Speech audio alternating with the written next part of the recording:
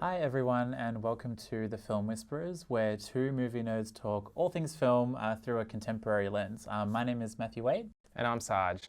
Hi Saj, it's been a month or so since we Yeah. last got together and spoken. How have you been? Good. Seen a few good films recently, so Yeah. they're pretty good. I had a dry spell where I felt like every movie I was watching was actually not good. Yeah. But then I managed to break out of it after I saw Hustlers. Yes, yeah, That's definitely. that broke my drought. So Yeah. now I'm like, I have faith again in Yeah. like contemporary movies. So what are we talking about today? So I thought it'd be quite cool to talk a little bit about female-led movies. Yeah. You know, for myself personally, when I was younger as a gay boy, watching kind of these like hyper-masculine, alpha straight Hollywood leads, they just didn't resonate with me. Yeah. So I often found myself drawn to like movies where women were in the power, who led the movies. I'm not sure if that's Oh yeah, similar with you? 100%. Yes. Yeah. So I know at one time we used to call them chick flicks. Mm-hmm. Yep. I guess we're not allowed to say that anymore, are we? No. I don't know. No, Yeah, I don't think so. I think it's kind of falling out of fashion with Yeah. most people. Yeah. So how about we start with what's awesome?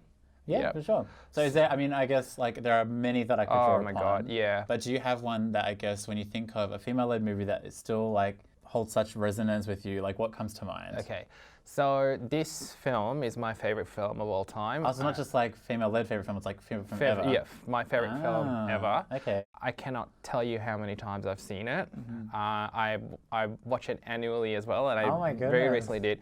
It's Legally Blonde. Okay, yep, okay. Say no Okay. more. Yeah. Mm-hmm. So the reason as to why I like it is because I remember when it came out, I was a teenager, and it was just this film that at the time I just could relate to. You know, being in high school and being someone who I guess was sort of like an outcast, I saw this film and, you know, here's a character where everyone's telling her, you're not smart enough, you know, you don't deserve to be in Harvard Law School, and how she just turns it around. I guess it resonated with me back in the day, and for some reason it's just stuck. And I think, I believe Reese Witherspoon, she just nails her performance in it. I don't know, it's fluffy and it's light, but you know, for me personally, I'm just going to say that that's that's my favorite film of all time, and certainly my favorite female-led film. It's amazing. It's one of the best movies like of that era for me. Yeah. And I think it's just well made. It's like very quotable. Like it's really, really empowering as well. Yes. Yeah. Again, because you said it's kind of about like the outcast or the Yeah, underdog, yeah. who's like neglected or dismissed, and then she ends up being like, well, no, she's the one that can solve the case and all that kind of stuff. Exactly. And again, the script was really well written as well. Like, it's based off a book. Actually, Yeah. not many people know that. And they changed a lot in the book. For the better. For the better. And they introduced a few new characters in the film. They changed a lot. So, for example, the character of Paulette that was played by Jennifer Coolidge. Yeah. In the book, it's written kind of differently. She's one of the iconic kind of characters. She's got so many great lines, and yeah. Exactly. So, yeah, that would be my pick. What about you? Wait, before I jump into me, Okay, I'm curious because I love Legally Blonde. Yeah. I actually never watched the second one. Yeah. Is the second one as good, or does it Do hold we up? need to talk about that? I'm just curious to know because they're doing it. Aren't they doing a new one as well? Yeah, look, yeah, apparently they're doing a third one. I've been following it very closely on Google News, Okay. looking at articles. Apparently Reese Witherspoon is not happy with the script yet. Okay, so it's a work in progress. So it's a work in progress. Yeah. Yeah, let's see what happens. But look, the second one, look, it was a bit of a disappointment. However, you know, I guess I was such a big fan of the first one. Yeah. I just forgave it and moved on. Really.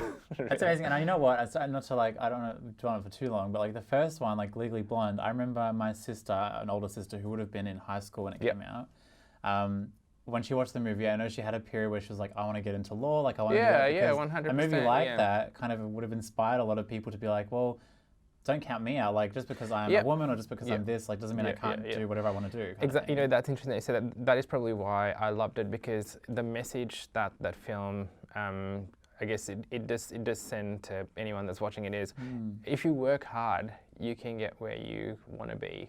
And I thought that was really great. And the fact that initially, yes, she goes to law school because of a boy, but then things turn around when she realizes that she's actually smart. So. No, that's a great one. Okay. Me, Yes. I guess when I was growing up, like I always loved watching female-led movies or TV shows where like the women were almost superhuman. Like I remember Charmed was my favourite TV show because it's like these women with these badass powers and they defeated all the demons and men. So when the reboot of Charlie's Angels came out, like in 2000, I think it was, I loved it. Like I thought it was so great because it was about 3 badass women solving crime, you know, doing all this stuff, but it was almost superhuman in the way that like they were like these amazingly skilled martial arts people who could just do whatever they wanted to do. Like there's no kind of obstacle too great for them to overcome. I'm going to completely agree with you there as well. I remember when there was the news of this reboot of Charlie's Angels coming out, they could not have cast 3 more perfect actresses, because at the time, and I mean still to this day to a certain extent, Drew Barrymore was at her prime, Cameron Diaz was at her prime, and Lucy Liu was making it big. They all worked. They it were was so all great. exactly, and I think that was the best. That was the best cast they could have gotten. There was, I don't know if you noticed, but if Angelina Jolie was meant to be the third angel instead of Lucy Liu, but then I'm just glad that it worked because even in terms of diversity, to have that racial diverse representation amongst 3 angels was really good. I almost think that having Angelina Jolie, who was this massive Hollywood star, would almost detract a little bit from it because then it would become all about her. Whereas like with the other 3, like it just felt like they all worked in unison, like you know. And actually, to be honest, I love the first one from 2000, but I actually really loved the second one as well. Like they kind of amped up the superhuman element to it, where like all the things that they were doing, like no one can actually physically do. Like it was nuts, but it just made me feel so like. I love that like they'd be in this room full of like these guys who were the bad guys and they could just easily kind of get their way out of it and defeat them. Yes. And Demi Moore. Demi Moore was in the second one as well, which was amazing. She looked amazing. And it was her big sort of comeback. And I was too young then to understand the comeback element to it. So for me, I just saw like this amazing, like, oh my God, Demi Moore's incredible. But now knowing like that she has like obviously decade-long career before that this is like her coming back and just like, whoa, she's killing it. Yeah. I really, really loved it. And also with the first one, the soundtrack was amazing. You know, and again, they could not have Destiny's Child to get them to sing Independent Women Part 1.